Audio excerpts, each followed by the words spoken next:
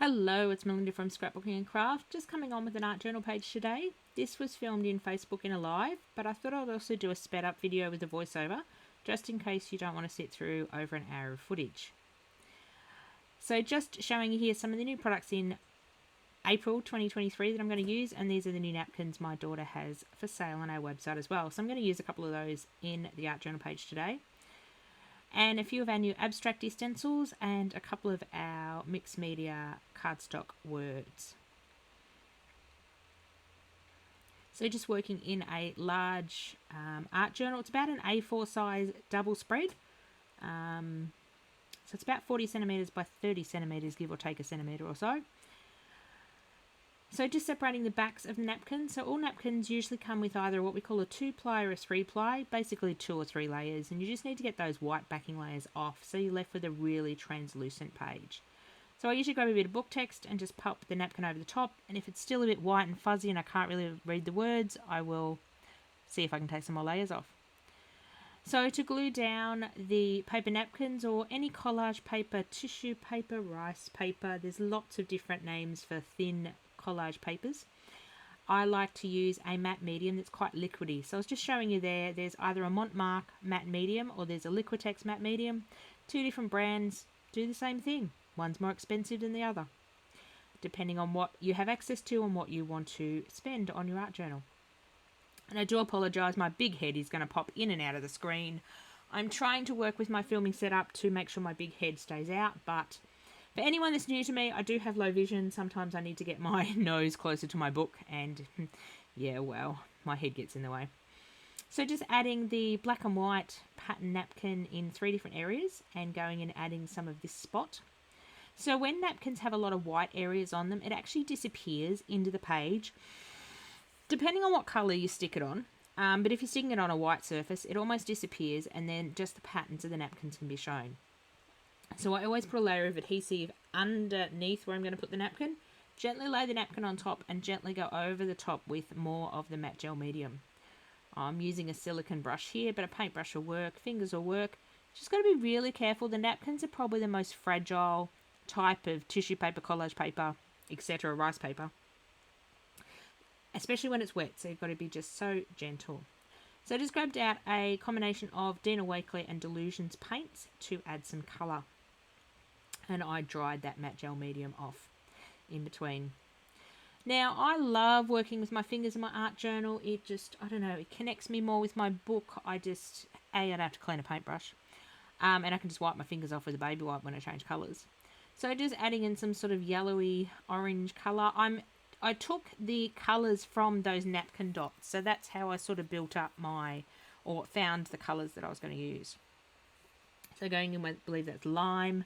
I think that yellow is lemon. That orange is a Delusions one. Everyone else, I believe, is Dina Wakley paint. So just adding it in a few different sections, going over the top of the napkins, and these paints are a bit translucent, so you will see some of the napkin underneath. And if you put too much paint on, grab a baby wipe. You'll see me do that in a minute probably. That's what I'm doing now. And wipe back some of the colour. So when you've got the matte gel medium on your page, it sort of seals the page. So you've got that ability, if you make an oopsie later on, or put too much paint down or whatever, you have the ability to wipe it off. If you're working on straight paper and you put paint where you don't want it, then it doesn't work so well. So I grabbed the orange paint, which was a bit of a mistake, and I changed it to red in a minute. And a makeup sponge. I prefer makeup sponges when I'm putting paint through stencils. As you can see, you couldn't see that at all. Don't know what I was thinking. So I went in with darker red. I don't do a lot of abstracty pages. I do a lot of scene pages or a lot of, I don't know, this is a very different style to what I'm used to. So I must admit I did struggle through this a little. I had the little fairies in my head going, I don't really like it. After I'd finished it, sat on my desk, I come in the next day. It's growing on me. I don't exactly hate it. But in saying that, art journaling for me is all about the doing process, the sitting down, the playing, not so much the final result. Yes, I like to like what I make, but sometimes it just doesn't happen. Sometimes I just want to play. I've got a lot going on in my personal life at the moment, and it's just sometimes I just want to sit down and play and get messy and throw paint on paper and throw some stencils and stuff. and just enjoy the time away from all the other stuff that's going on in my life. So the next two stencils I'm going to play with are a couple of mark making stencils. So in our April release, we had a lot of like paint splotchy, paint blobs looking stencils, because I like the look of mark making on my page, but sometimes I struggle to know what sort of marks I want to make or how I can make the mark. Oh, excuse me. How I can make the mark. So I thought a few stencils, and I sort of went a bit carried away because I go, oh, I like that design. Oh, I like that design. So I made them all. So these mark making stencils, and a lot of them are in the 4x6 size, so they start at $3. So they're quite reasonably priced. They just make mark making. They make mark making on your art journal page so easy. You can repeat the little designs. You can just put one piece of the design from the stencil on it. It's up to you, but it helps with that process. So just putting some lines and some dots. I tend to want to start with the same colour, coming off the same colour in a patch. So with the red, I sort of joined it. I don't want things floating in midair. That's a thing with my head. I do have that fairly big space sort of in the middle of the page, but not exactly in the middle of the page, to stick my two quotes on, because I knew I wanted to use the as good as it gets, and it's okay not to be okay, I believe that's what it says, quote in the sort of middles of both pages, but I didn't want a definition down the middle of the page. Does that make sense? Clear as mud, right? So this is the fun bit, but I do suggest you wait a little longer than I did to do your pen work. So I grabbed out my trusty Posca paint pens and just outlining some of the stenciling. And what that does is it either pulls the stenciling to the front when you do it in black.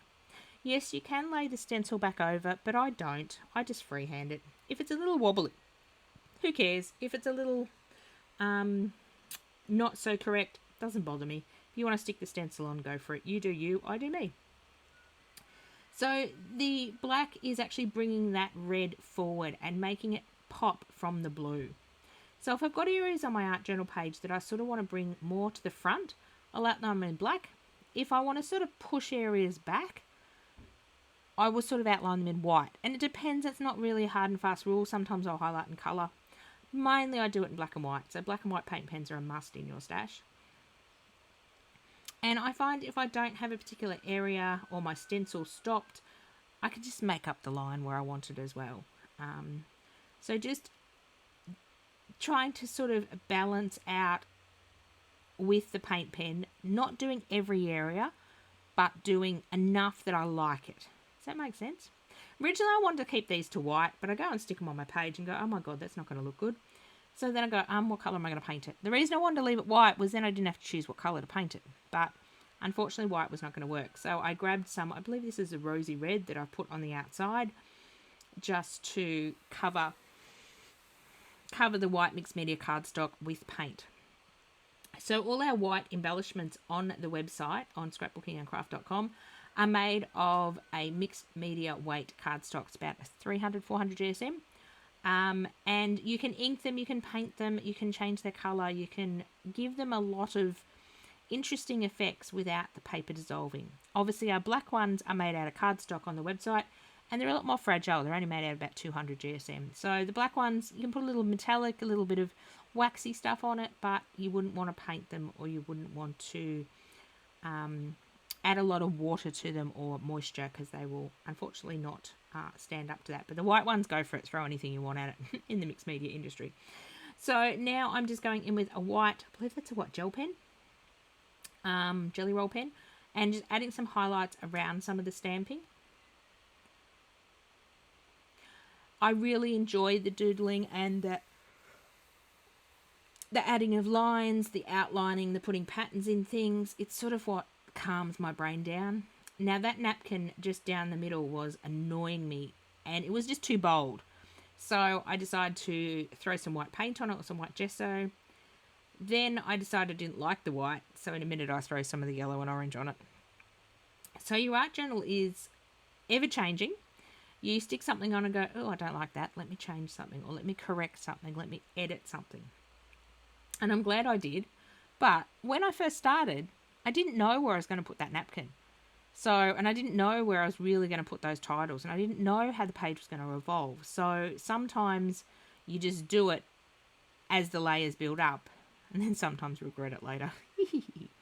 So now I'm outlining the words. So on this particular side, as good as it gets, I'm outlining just a little bit in onto the actual cutout of the letters. Just making sure that paint's dry. Gee, I should have brushed my hair before I did live, shouldn't I? I don't know. So I do apologise. My head will get out of the way in a minute. And on the other side of the letter, because they're thinner, I actually outline them on the back of on the art journal page on the outside of the letter, just to make them pop as well. Anything I stick on my art journal pages, like focal images, like words, like pictures, I do go around and do a line around them, or an outline or a shadow.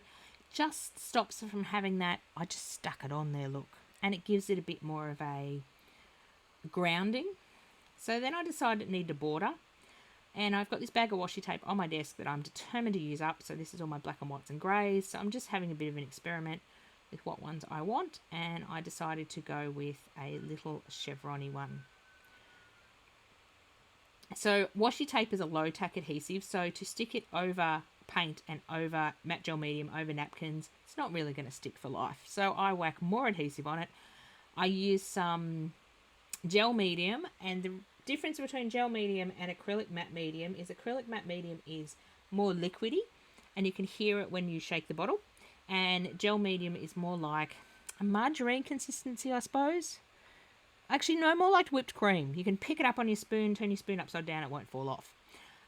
So just adding that below and above the washi tape. And I think that little bit of a washi tape, that little bit of a black, just ties the whole page together.